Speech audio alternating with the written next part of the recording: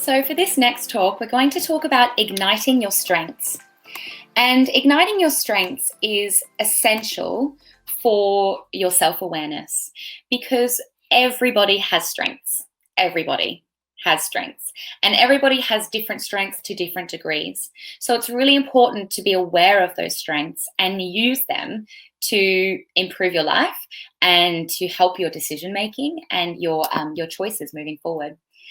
So we're going to talk again about the 6 seconds 3 pursuits of know yourself, choose yourself, and give yourself. Of course, when we're talking about strengths, we're really talking about knowing yourself, clearly seeing how you feel and what you do on a day-to-day. Your strengths always also help you to choose yourself, to make the best choices that will ensure greater success, and to give yourself to, again, your values and your purpose, and to give yourselves to other people. So first, we're going to have a little reflection. And again, feel free to pause the slide and take as much time with this as you need to. The question we want you to think about now is, who are you when you're at your very best? Who are you? What are you doing? Think about it carefully and write everything down. Who are you with? What does it feel like when you're at your very best? What are you saying? What are you doing? Think about it and write everything down. Does it feel good? How good does it feel? What's showing up for you? What are you in the act of when you are at your very best? Take as much time as you want now to explore this really important question and get you thinking about where you shine, the situations you shine in, the people you shine around. And we're going to do a little exercise now where I'd like you to grab a pen and a piece of paper. And with your dominant hand, so for me, that's my right hand. For you, it might be your left. I want you to write your first and last name down. Okay, so mine would be Ginny Lalieu. Once you've done that, I want you to swap your pen and take it in your non-dominant hand. So for me, that's my left. And I'm going to do the same thing, write my first and last name down.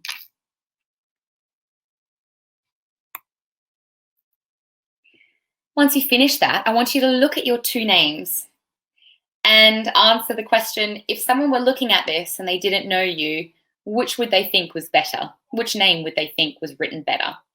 The answer for most of us, of course, is going to be the name that we wrote with our dominant hand. And that's exactly how strengths work.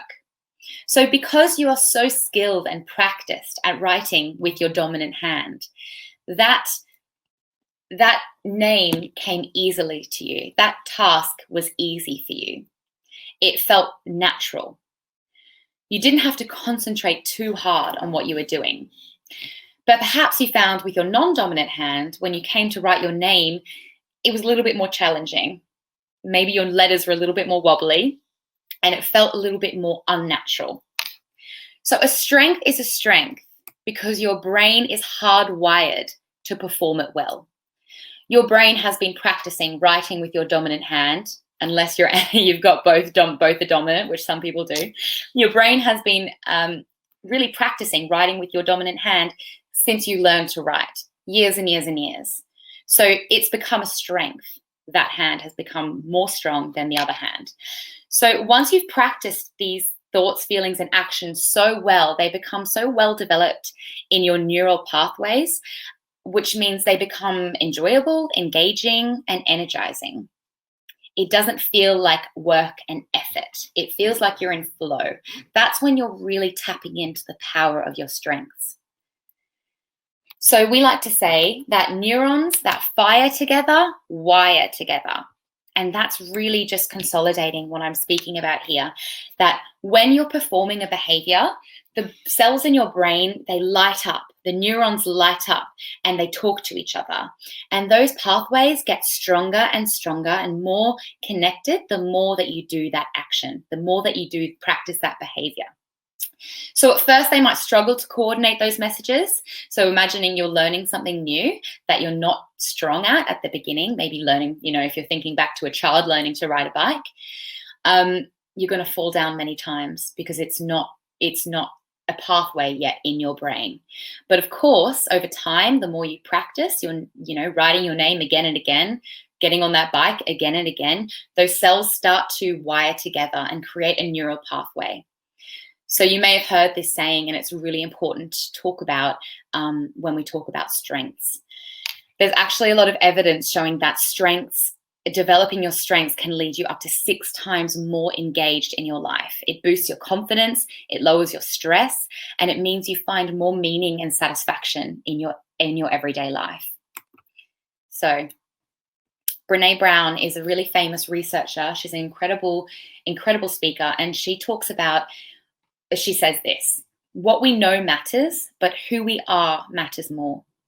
You can have all the knowledge in your mind, all the information, your times tables, the facts, this knowledge and skills, but who you are and what you do with that information, how you unlock your strengths to bring it to life and to create, that matters more. So I wonder, can you name right now your top 5 strengths? It might have been something that you've thought about a lot before, or it might be something that's kind of new for you.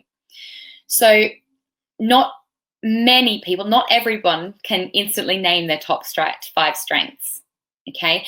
But actually, your brain has a built-in negativity bias.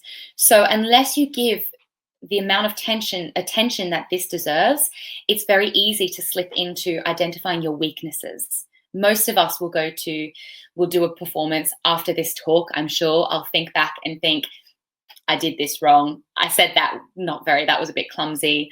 I made mistakes here. And I'll think of those negatives.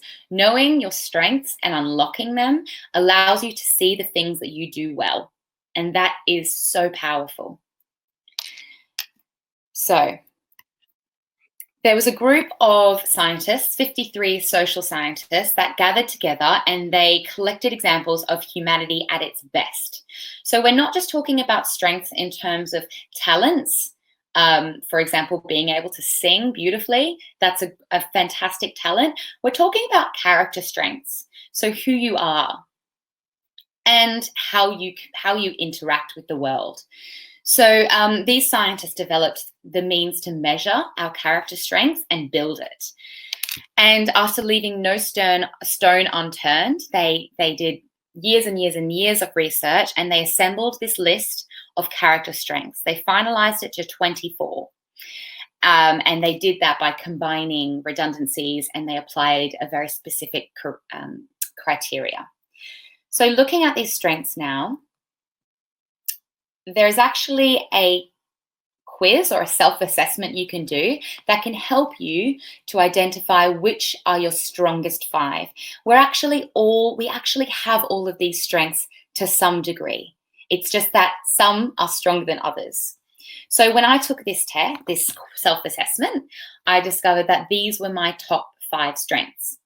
And on the VIA Institute of Character, they have a multitude of research and resources that can help you unpack what that actually means. So how you can actually apply these values to your life and actually use them to help you flourish. So mine was love, gratitude, hope, perspective, and appreciation of beauty and excellence. And I know that when I'm in a situation now where I'm challenged, these strengths are going to help me. My gratitude is going to help me. My perspective is going to help me. So I live into these values as much as I can. So I'm going to read a poem now, and this is a beautiful poem that was written by Ryan M. Nemick, and he is Education Director of the VIA Institute. So as I read each poem, I'll link it to the strength, and I'd like you to just reflect on what sounds most like you as I read this poem. The world needs you. The world needs your ideas, your strategies, your best coping tools. The world needs you to talk with interest to those around you, letting them express and release their burdens. The world needs your rational and balanced thinking to counterbalance the inner voices of panic and anxiety. The world needs you to keep learning and growing in new ways so you can feel good about your day. The world needs your sound advice, a glimpse of the bigger picture amidst the scary details. The world needs your bravery to help someone you've never helped, to see the world anew despite fear. The world needs you to persevere, to push through huge obstacles and suffering you've never faced before. The world needs your truthfulness. Now is not a time for exaggeration, fake news, or guesswork. The world needs your enthusiasm to uplift your energy even when you're feeling sucked dry from uncertainty and unknown. The world needs every ounce of your warmth and genuineness now. Each ounce is worth 10 times its original value. The world needs you not to lose sight of your compassion and generosity, or your active seeking of ways to help. The world needs your empathy.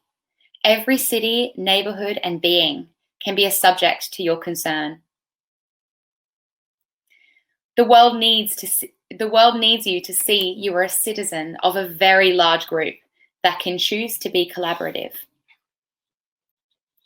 The world needs your fairness. Instead of hoarding, give. Instead of blaming, praise. Instead of the victim, the hero. The world needs your leadership. Your fresh ideas will inspire the different groups you are part of. The world needs you to let go of the family irks, slights, and irritations that will fill your mind. The world needs you to sometimes put the attention on others and not yourself. The world needs you to be cautious every time you leave home, at least for a while. The world needs you to be under control, not riddled with anger, but contagious with your peacefulness. The world needs you to feel inspired by others' goodness, because that means you might be altruistic too. The world needs your hope and silver linings, offered thoughtfully, as so many around us are falling into cracks of darkness. The world needs your appreciation. Show others you are seeing their kind acts, and they will do more of them. Your world needs your humor, your playfulness, your ability to create levity when we feel heavy and frazzled.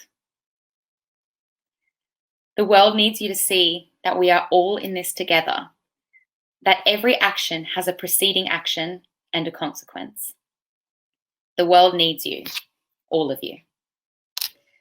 I love this poem. It's written again by Ryan M. Niemak, the Education Director of VIA Institute, and you could probably tell that it is very targeted for right now, for the experience that we're going through in the COVID-19 pandemic. How can we use our strengths to get us through this challenging time? Thank you very much, everyone, for tuning in to this little talk on strengths.